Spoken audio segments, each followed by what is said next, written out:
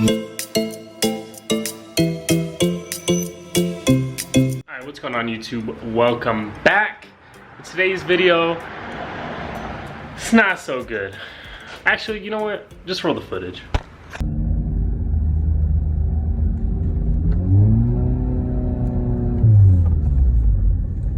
Alright, so the footage you just saw was me. I was pulling out of my neighborhood yesterday, and my clutch started slipping. So I was slipping in first, slipping in second, third, fourth, fifth, you name it.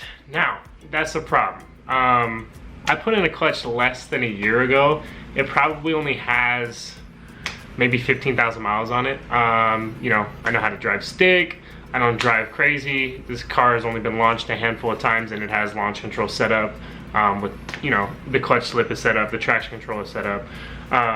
So it's really not too much stress on the clutch except for, you know, the axles. And I did blow an axle. That's why I don't launch my car. You know, if I want to do pulls, I roll into them, second gear. You know, you can get on in first, but you just gotta be careful. But the clutch started slipping, so obviously that means it needs a new clutch disc. You know, typically I would replace everything at the same time. I would definitely suggest that 9 out of 10 times. But I just replaced everything, and my clutch, or my transmission, this will be my third time dropping it in this video you're about to see. I'm definitely not gonna have a detailed overview in this one. I'm gonna film some time lapses. I'm gonna talk about it. I'm just gonna kind of get the work done. So, and this is the third clutch that I've had to replace, not on this car, but on like various cars I've owned. But yeah, I guess let's just get into it.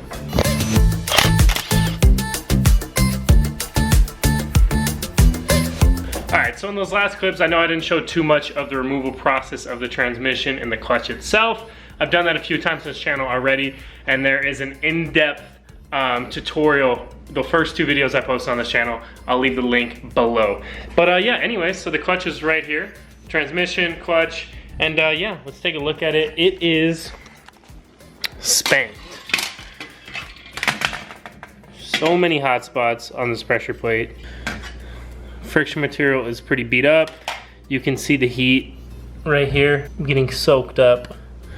And then even this brand new lightweight flywheel, it's pretty beat. So yeah, I did that clutch about a year ago. There's no way that it should have been that clapped. Obviously, I'm the one driving the car, so a little bit to blame of me, but I've only launched this car a handful of times since on this clutch. It was broken in with 1,000 miles before it was launched, or, you know, really any hard driving on it. So we did everything we could. I think that the clutch just couldn't handle what the car was pushing. We were just pushing those limits, so the car makes almost 400, and the clutch was only good for 450, I guess. I ordered a brand new ACT six-puck sprung disc. They're brand new lightweight flywheel because you have to use both together, and then a brand new pressure plate from them as well. It was about a $1,600 clutch, so I got it through Throttle, so I got a little bit of discount on it. I don't use them often. I kind of hate how their website is. I hate how the app is. It's just really hard to like view and purchase parts on there. But the discounts do really help if you're a VIP member like myself. So I definitely suggest checking them out if you have a large purchase like that. Then, I mean, you also get entered to win cars. So that's good. But I ordered that a couple days ago. It should be here any day now. That's kind of why I'm getting everything prepped and ready, get all the bolts organized, bagged up, labeled, so we can install it. All right, so 2-day shipping quickly turned into 2-week shipping. So the GTI has kind of been down for almost 2 weeks now. It'll be 2 weeks tomorrow. So let's get this clutch in a day. ACT coming in clutch, no pun intended, but it's got the 6-pad race disc, all the hardware, heavy duty lightweight flywheel, alignment tool. It's got a new throwout bearing. So let's open it up. All right, so for anybody who's interested, this is what it looks like when you open it up. It's nicely packaged. Some installation instructions with all of the foot-pounds or Newton meters for all of the pressure plate bolts, the flywheel bolts, etc. Alignment tool. All nicely packaged. Here is the new internal slave throwout bearing right there. So I'm assuming it's a little bit Maybe it's OE, maybe it's a little bit of an aftermarket weight to it because it has to move a heavier pressure plate. But get into this. Yellow, nice pressure plate. Looks pretty good. Hardware's right here. Put that aside. There we go. Now here is the important part. So here's a new clutch disc.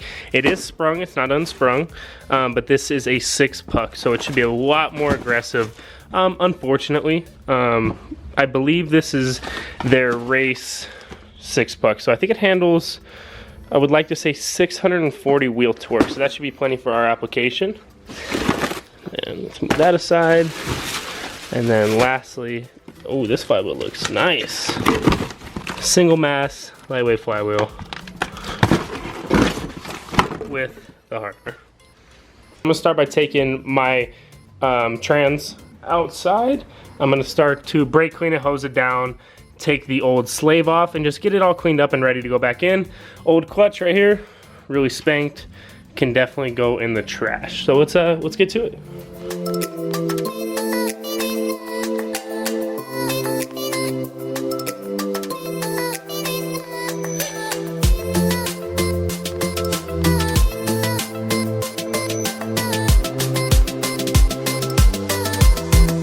All right, so I took the old slave out and cleaned up the inside of the transmission so there's no more dust in here. I'm gonna let it chill outside in the heat, dry off a little bit, and then I'll air hose it before we put it in. But let's go prep the car and install the clutch. All right, so I just took out the new flywheel. I took my gloves off so I didn't get grease all over this. But there's always gonna be oil on the surface of these because they're machined. So you definitely have to hit it with brake cleaner or something that will, you know, dissolve off and wipe it clean. Because that's the easiest way to ruin a clutch and start to slip a clutch as soon as you get oil on any of these pucks or any of the surfaces. So take your bolts. These are the ones that have the blue thread lock on them, so you're good to go. I'm gonna go ahead and install this, and I believe the bolts are torqued down to 55 foot-pounds on the flywheel, and then the specs for the pressure plate we'll have to look up. All right, so what I'd like to do is put it on. It only lines up one way. Just kind of play with it until all the holes line up. I put those all those bolts with the thread locker on them in as tight as I could with my hand. Then you're gonna wanna grab your triple square. It is a size 12 triple square, and then I just put them lightly on with an impact, and then I use the torque wrench, and these are gonna go to 55 foot-pounds. All right, so the best way I do it, just jam like a big ass chisel or a big ass screwdriver right through one of the bolt holes, or not one of the bolt holes, the dowel holes. And yeah, it holds up pretty well. And then I put those to 55 foot-pounds, so just torque them down with the torque wrench till it clicks, and then you're set. Make sure you wipe this surface very, very good whenever you're ready to install the pressure plate and the clutch. And then after that, you won't have to touch it anymore, and you can put the trans back on.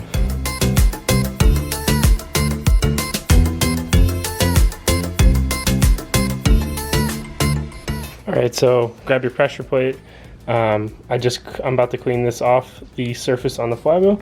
I just cleaned this off with some brake cleaner. Go over it multiple times, then grab your alignment tool, grab your bolts for your pressure plate, and we're gonna put it together.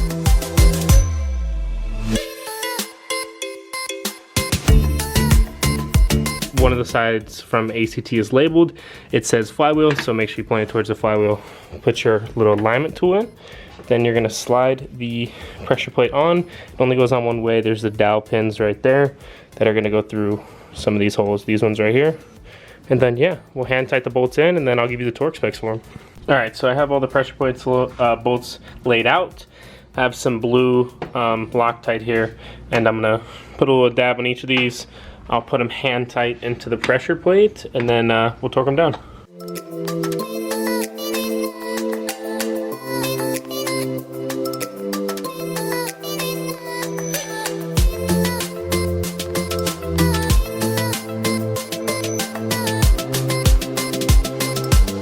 All right, so all the bolts are in the pressure plate.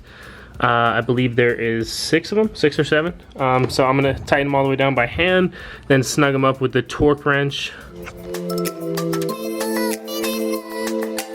All right, so all 6 of the pressure plate bolts, I torqued them down to 22 foot-pounds. Basically, this depends on whatever fasteners you're using, so that's what ACT recommends, and that's what I did. Next thing I'm gonna do, so you can take out your alignment tool because it's held in place now.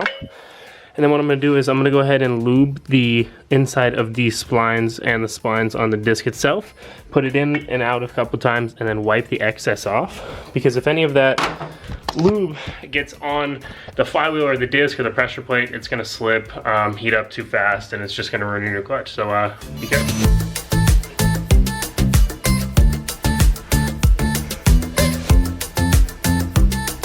Alright, so my bell housing is nice and cleaned out.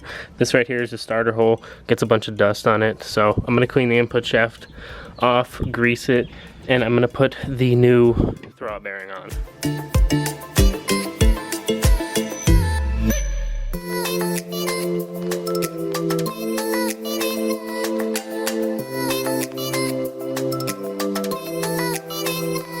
Alright, so almost all the bolts are in, up top and below.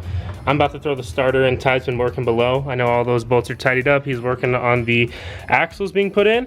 I'm gonna tidy everything up top, put the shifter back together, and at that point it's pretty much done. All right, so I just plugged the hydraulic clutch line back in so we can fill up our reservoir and bleed it later when everything's together.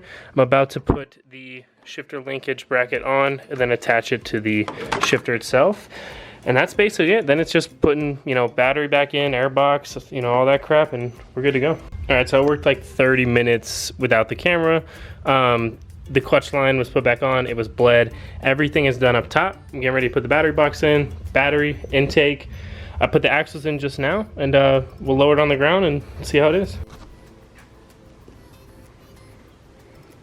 Alright, so for this clip, we're sitting in my garage. It's empty right now. The BMW's outside. The Volkswagen is no longer in here.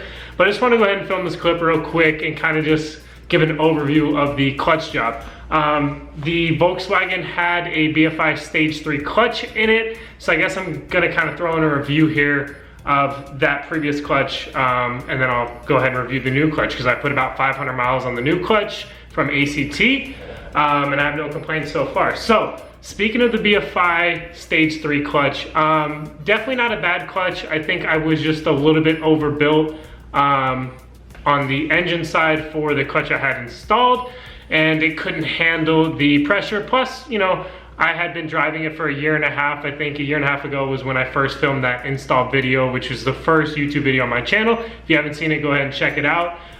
The clutch, it held up relatively well. I'm never gonna know if it really was the clutch, driver error, or just having too much of an overbuilt car compared to the clutch. First and foremost, the BFI has a very, very heavy pedal feel. So if you want something that's very, very easily driven on a daily basis, definitely wouldn't go with the BFI Stage 3 clutch. In addition, the lightweight flywheel, moving over from the dual mass stock flywheel, which with that kit you could use. I definitely don't recommend. I like the lightweight flywheel, but you will experience more chatter.